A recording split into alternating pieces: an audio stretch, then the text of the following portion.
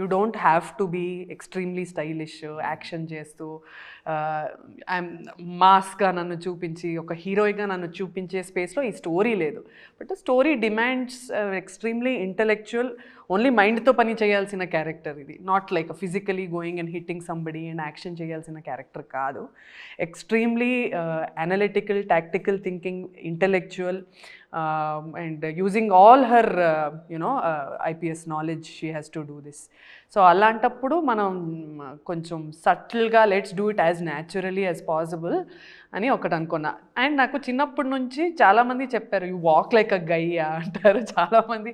You talk my voice is very thick and you talk like a guy, you walk like a guy అని నాకు ఎక్కువ మంది కొంచెం అమ్మాయిలాగా నడవచ్చు కదా అని చెప్పేవాళ్ళే ఎక్కువ actually. So for me doing this character was quite easy.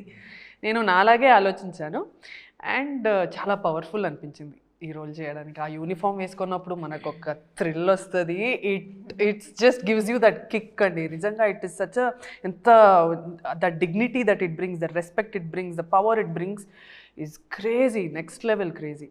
So I totally wanted to అంటే milk the situation అంటారు కదా, నీకు ఇది వచ్చిందా, నీ డ్రీమ్ రోల్ ఇది, అస్సలు I wanted to just go all out and do whatever I could.